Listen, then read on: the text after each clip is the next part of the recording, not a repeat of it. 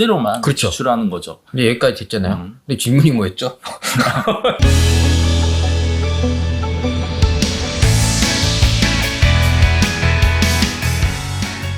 문제를 남겨주시면 답은 저희가 찾겠습니다. 저 영상에 어떤 분이 보시더니 영상이 참 좋은데 구독자가 안 는다. 참 안타깝다라고 하시더라고요. 네. 저희도 안타깝습니다. 열심히 오래도록 찍고 있는데 보시기만 하시고 구독, 좋아요 안 누른 분이 많다 보니까 저희가 한 3년 만에 예전에 하던 패턴을 한번 써봐야 될 것 같아요. 네. 구독, 좋아요. 꼭 눌러주시고요. 근데 요즘 트렌드는 구독을 안 하는 거라던데요. 그냥 원하는 영상만 찾아보는 게 또 트렌드라고 하더라고. 뭐 트렌드는 트렌드고 네. 저는 구독자를 원합니다. 네. 자, 일단 오늘 얘기 드리는 내용도 많은 분들이 이제 구독이 많았던 네. 그리고 조회수가 많았던 영상인데 저희가 조금 더 업그레이드하고 또 새로운 팁을 드리기 위해서 하는데 핵심은 이제 사업자분들이 차량을 보유하면서 비용 처리 어떻게 되느냐 그리고 각종 주의사항에 대해서 이제 많이들 문의하시는데 오늘 영상 끝까지 보시면 아마 새로운 팁을 하나 얻으실 수 있을 것 같습니다. 네네네. 일단 뭐 차량을 바꾸시는 이유는 뭐가 있을까요? 차가 낡아서겠죠. 제가 볼 때 고장이 나서 그렇기도 하겠지만 지겨워서. 뭐 그런 것도 있고요. 보면은 이제 사업을 새로 개시하거나 네. 창업을 하거나 법인으로 전환을 하거나 이러면은 옆에서 살살 긁는 거죠. 누가요? 뭐 누구라고 지칭은 안 하겠지만 비용 처리를 위해서 차를 사시면 좋을 것 같습니다. 네. 요 한마디에 이제 원래 마음속에 있었던 내가 생각했던 차량을 그냥 덜컥 네. 계약들을 하시는데 과연 그 방법이 옳은지 오늘 한번 알아보도록 하겠습니다. 일단 자동차를 구매하는 방식과 비용 처리 조금씩 차이가 있다 없다 이런 말들이 있는데 네. 뭐 구매 방식과 이제 비교해가지고 한번 박사님께서 의견을 주신다면 일단 결론부터 말씀을 드리면 비용 처리는 다 똑같아요. 다른 게 없어요. 항상 저한테 물어보시는 게 뭐가 제일 세무적으로 유리하냐 그렇죠. 많이 물어보시죠. 이렇게 물어보시거든요. 저는 항상 답변은 같아요. 견적을 받은 다음에 그냥 제일 싼 걸 하시면 된다. 어차피 차는 똑같고 구매 방식만 다르잖아요. 그 중에 견적 제일 싼 거 하면 되는 거고 세법에 정해져 있는 비용 처리는 정해져 있어요. 어느 방식이든 똑같다고 보시면 됩니다.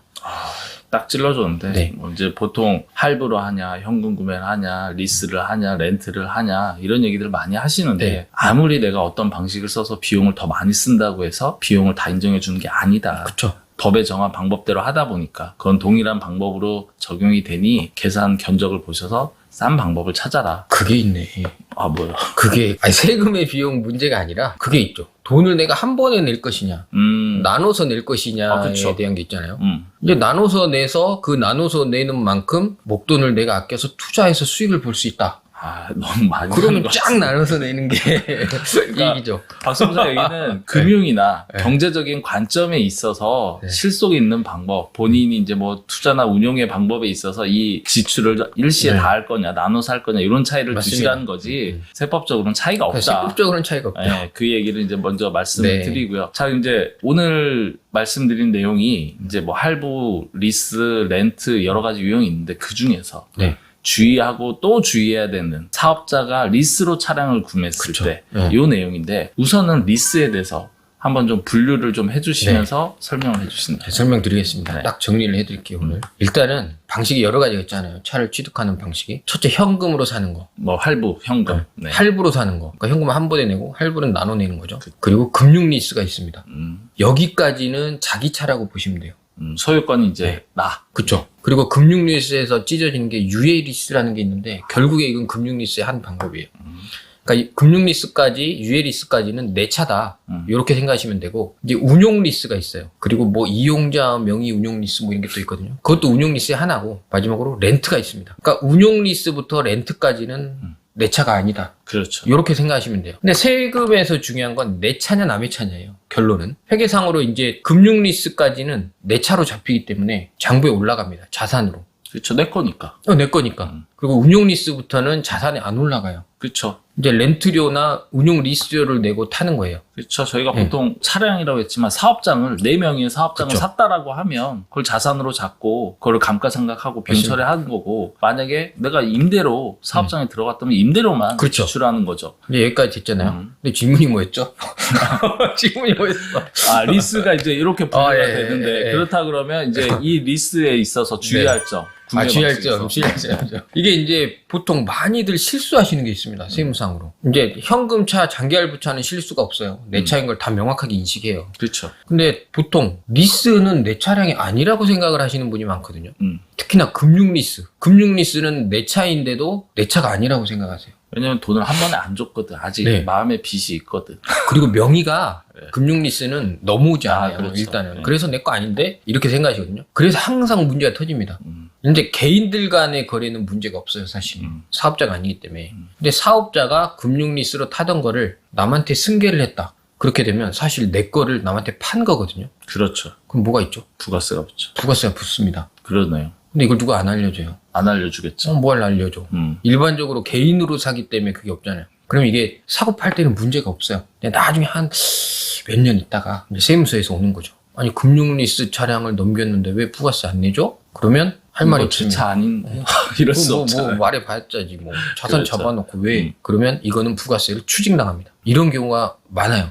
그렇죠. 그리고 세무조사 나오면 딱 차량에서 금융리스 차량 왜 부가세 안 내니 이렇게 딱딱딱 찝거든요. 할 말이 없어요. 그냥 그건 내고 가산세 내고 이제 만약에 산 것보다 비싸게 파는 경우는 많이 없지만 그렇죠. 근데 감가상각 다 하고 비싸게 팔았으면 또 소득세 나와요. 그러네요. 법인세도 나오고 이런 경우들이 있기 때문에 이거 항상 주의하셔야 됩니다. 지금 박세무사 얘기를 정리해보면 리스라고 해가지고 그냥 내 차가 아니고 나는 그냥 매달 할부처럼 내는 어떤 비용의 개념, 렌트의 개념, 임대료의 개념처럼 인식하면 안 된다. 안 됩니다. 금융리스와 운용리스가 분명 다르고 다르다. 여러분들도 이제 계약서를 작성하실 때 보면 이제 실무 리스 회사하고 이제 계약을 할 때 보면 운용리스는 이제 일정 비용을 내면서 그거에 대해서 지불에 대해서 비용 처리만 하면 되겠지만 금융리스 같은 경우에는 본인 소유이기 때문에 사실 이거 나중에 나 안 타겠다.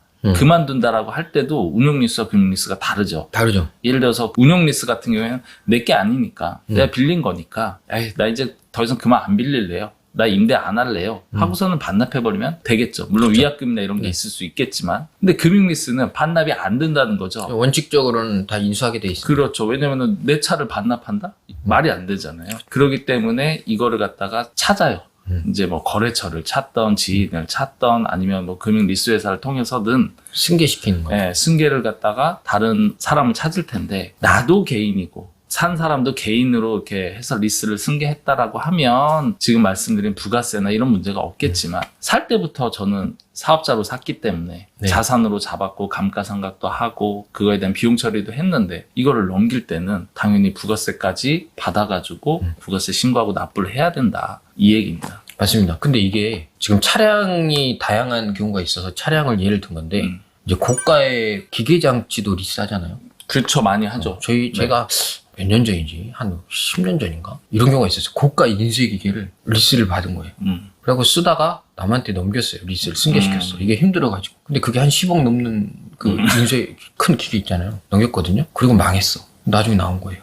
부가세 체납했다. 너 기계 리스를 10억짜리 넘겼는데 부가세가 얼마입니까? 그렇죠. 1억이에요. 거기에다가 이제 한 5년 뒤에 나왔어요. 진짜 5년 뒤에. 가산세가 따박따박 붙으니까 거의 2억 가까이 해서 이제 쭉 가잖아요. 거기다가 소득세 나오고 막 이렇게 나오니까 안 그래도 망해가지고 리스를 넘겼는데 이제 엎친 데 덮친 격으로 두드러 맞게 되더라고요. 그렇죠. 지금 이제 뭐 박세무사가 기계에 대한 사례도 얘기했고 자동차 얘기도 했지만은 이게 좀 흔한 사례입니다. 맞습니다. 의외로 흔하기 때문에 여러분들도 좀 주의를 하셔야 되고 그러다 보니까 금융 리스로 할지 운용 리스로 할지에 대해서도 고민을 정확히 하셔야 되고 그 다음에 사후 관리도 정확하게 이루어지셔야 된다는데 그리고 또 한 가지 생각난 게 있는데 자꾸 생각나는데 이제 원래 개인으로 그냥 리스 타던 사람들이 금융 리스 타다가 그냥 넘기잖아요. 이제 차택 하시는 분들이 있어요. 차테크. 차값 좋을 때는 사가지고 좀 사다가 팔고 이렇게 하다가 그 버릇에 이제 사업자로 했는데도 똑같은 행위를 해버리시는 분들이 있거든요. 근데 그렇게 되면 나는 뭐 몇백 이익 보려고 이제 차택하는 분들은 차가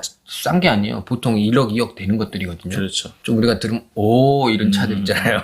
그런 차들로 하시는 건데 뭐 타다가 한 500 남겼어. 그리고 넘겼는데 문제가 된 게 뭐냐면 이제 부가세 터지잖아요. 그럼 1억 5천짜리 팔면 부가세 1,500이잖아요. 그러니까 부가세를 고려를 못했네. 그렇죠. 나는 500 남기고 팔았는데 두드러 맞으니까 부가세 1,500을 내야 되는 거야. 그럼 난 1,500 손실 나고 파는 거거든요. 그렇죠. 그러니까 차택하시는 분들은 사업자로 하시면 안 된다. 요게 이제 핵심입니다. 약간 너는 사업인데 일단 약간 요 위험한 발언이 섞여 있습니다. 네. 일단은 뭐 금융리스 특히나 네. 부가세 부분 주의하셔라. 이게 이제 핵심인 것 같고요. 정리해야 될 것 같은데 오늘의 한 줄 평을 제가 하면 금융리스 한 차량 1,000만 원으로 팔지 1,100만 원으로 팔지 유념하셔라. 저는 사업자라면 리스할 때 부가세를 고려하라.